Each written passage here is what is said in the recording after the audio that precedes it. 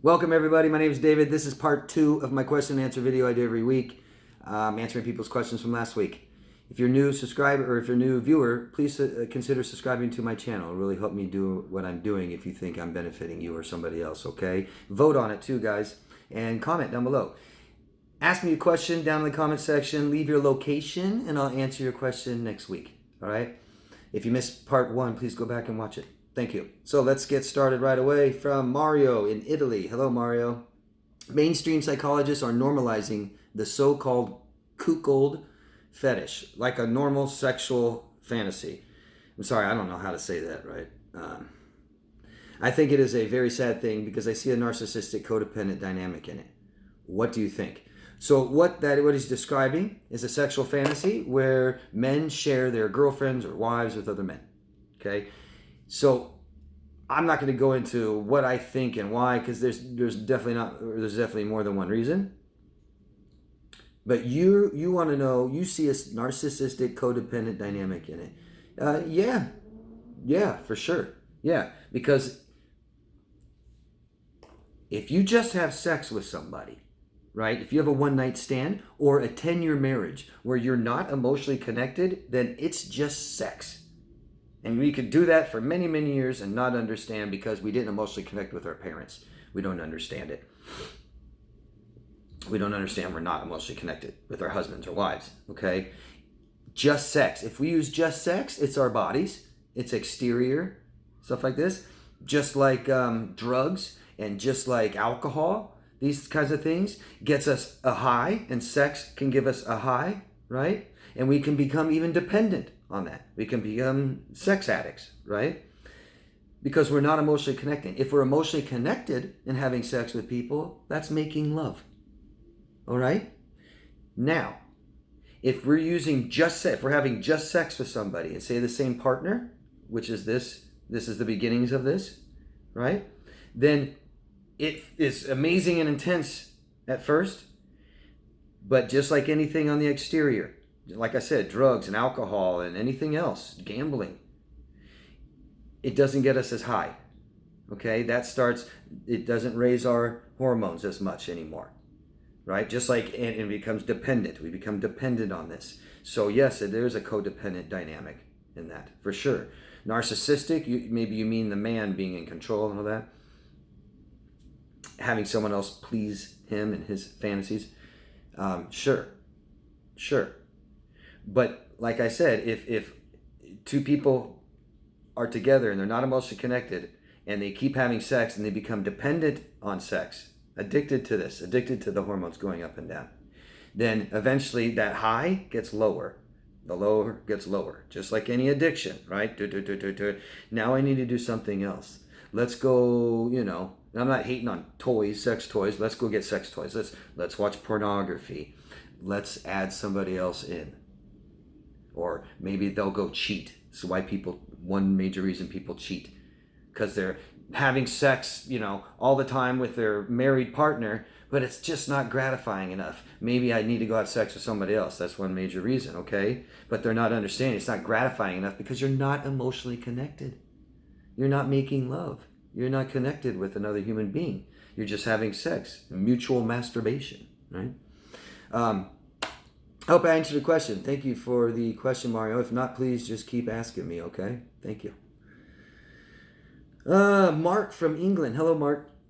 Just had a hoover after nearly 2 years, so I've dropped in for a refresh on why I shouldn't fall for it. Thank you for all your advice. It really helps. I think I'm 80% there now, but hoover hasn't helped. Thank you, Mark. Glad to hear you're 80% there. I would ask for help to get 100% there, okay? If you feel weak to the hoover and stuff. Why I shouldn't fall for it. Why don't you figure that out? Seriously. Why did you stop talking to them in the first place? Write it out. Let's be very cognitively aware, and let's take in as much information as we can about it. I'm glad you're asking me. So I would, right? Tell yourself, this is loving yourself. Write down all the reasons why you should not. All the cons. Write down everything that was bad in that relationship. Write down what will happen if you go back. to them, okay? It's also really important to understand what's going on, the dependency part of it. Just like addictions, you'll see, you can ask to drug addicts that stop taking drugs, and after a while, they start forgetting the bad parts. They might start glorifying it. They might start forgetting how bad it felt and how they lost their job and their relationships with people. And they might just start remembering the good parts. That's our brain taking over. So know who you are. Don't let your brain, who's not us, not our self, our brain and our thoughts, don't let that take over. The closer we get to who we are and our true self, then we know what to do. Things become clear. The more we listen to our bodies and forget ourselves and become more in tune with our bodies, we listen to our impulsive, crazy thoughts that everybody has, okay? I hope that helps. Thank you, Mark. Good luck. I'd ask for help. Not saying, even if you don't go back, if it was hard, difficult, things like this, get help, okay? There's probably more healing needed. The other 20%. Thanks.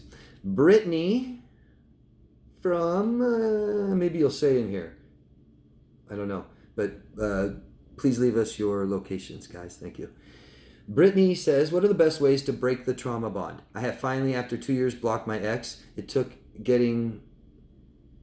getting physical before I found the strength to do so. He is 100% a full-blown narcissist, the flying monkeys, cheating, silent treatment, toxic traits, 3 months until now. Even after blocking, I have still struggled with the trauma bond that was developed from all the abuse. I have been in therapy now, gone back to the gym, found activities to stay busy, but for some reason I feel like it's not enough. I still want to contact and feel like this drug of the narcissist is still holding me. Is there anything else you can recommend me doing? Yeah, I hope your professional is helping you. They definitely should understand this and should know how to help you.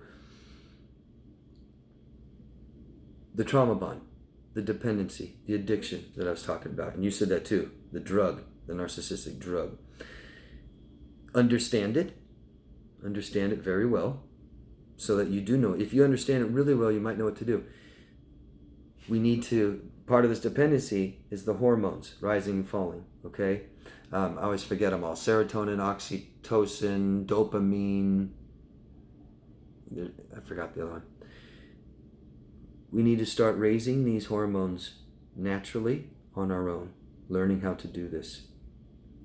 We've become dependent on people. We need to start understanding and learning how to become independent. Okay? Be careful of replacing this dependency with another dependency. But what we do need to do is this is a part of grieving. This is a part of loss. And we need to replace this with something else. I said you've gone back to the gym and found activities to stay busy. Good. For some reason, I feel like it's not enough. I think you said 3 months it's been. There's tons of ways to raise these hormones on your own, but it's going to suck for a while. I won't lie to you. It's going to suck. We need support. Okay, you got a therapist. That's good. Start telling other people in your life if you have not told them. Start telling people, right? Get it out. Don't hold it in alone. Start understanding and healing from the relationship more and more and more. Okay? So we know very clearly, cognitively, what we want, what we need, how we feel, that we don't want to go back to that.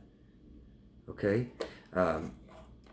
If people, I won't even get into the addictions. But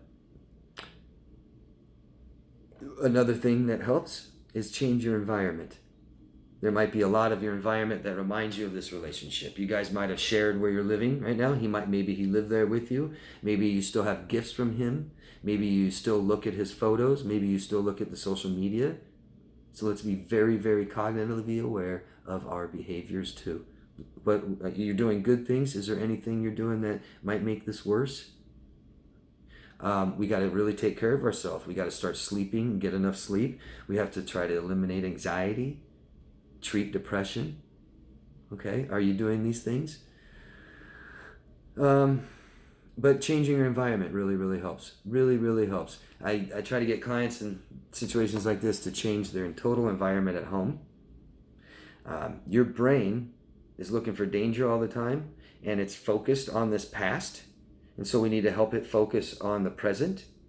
Okay? And so if your present is similar to your past, meaning if you're living in the same house that you guys lived in with the same furniture, you're in the same bed, you're still wearing the same clothes, same hairstyle, change these things. It helps. Your brain starts looking, it's keeping in the present now, not so much in the past, looking for new dangers now, vacations, stuff like this. Okay? Be very in tune with who you are. Keep discovering yourself. Keep understanding and learning what happened and healing. Ask for support. Change your environment and start learning how to raise your hormones yourself. Okay? Thank you, Brittany. Mo. Don't know where you're from, Mo. Please tell us your locations, everybody. My narcissist ex came back after a discarded saying she wants to talk. But it's been 3 months after saying... Got it cut off. Oh. But it's been 3 months after saying she faked everything. And now she's calling me saying she wants to talk. So your ex discarded you. Didn't tell you anything. Just took off, right? It's been 3 months and she comes back to you saying that she faked everything. Now she wants to talk.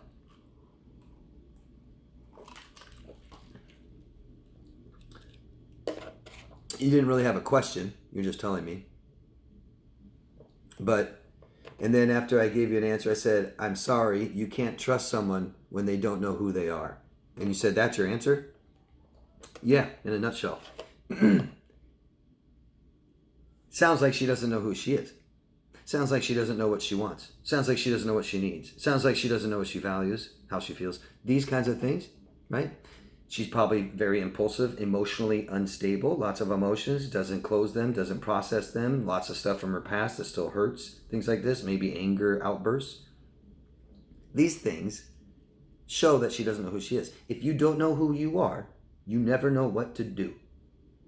Okay? It's just so important to know this. Impulsivities, we make quick, irrational decisions and choices. We feel ashamed about it. Oh, that wasn't like me. I don't know why I did that, right? Oh, I was so drunk. That wasn't me. Yeah, you weren't yourself, really, right? I would be very, very careful, okay? I would get help and really have someone on your side really help you with this big time. I wouldn't meet with her. I'd like to know, I don't know the history. I don't know if she's abused you. Very important. Makes a difference, right? I'm guessing she abused you. These things, if people have abused you, if she's abused you, it's not going to work. People that abuse other people see them as objects. They don't emotionally connect with human beings. They don't see the humanity. My guess, she has no idea who you even are, nor does she care. You supply something for her, she's probably exploitative, and she threw you away like a piece of garbage, and now she wants you back for whatever reason. Because the first piece of garbage after you, she's done with. I'm guessing. She doesn't want to be alone. She sits there and goes, man, he provided me some good stuff. I like to use cars as analogies a lot. We have our first car when we were 16, right? And it was maybe it was a cool car, right? My first car was a 69 candy apple red Mustang. Fixed it all up, beautiful car. After some time, a few years, it cost me too much money. I was young, I couldn't afford to fix it all the time, and it just didn't work right, and just little things about it, and I just got sick of it, and I finally just went out and got a new car, brand new car. Boy, God, after driving such an old car, it was so nice. Things just work better, and there's computers in them now, and no breakdowns, right? Always started right away. It was great. It was great, right? So who cares about that old car? I stopped thinking about it, But one day that new car, it got old. Everything wears, right? Everything goes down. Our looks fade. Money's never enough. Drugs, sex. So this car, after a while, it started getting old, and it wasn't so great anymore. It didn't smell new anymore. And I started revisiting back in the days of that Mustang. I loved it. Man, I'd love to go take another ride in that. Maybe if I left that car just sitting maybe at my parents' house or something, right? This whole time, maybe I could go back and check it out, dust it off again, fix it up, drive it again. Yay. That's all this is usually. I don't mean to compare you to a car. I'm saying that they do. They do. They objectify people. They exploit people. They don't emotionally connect with people and see the humanity in them.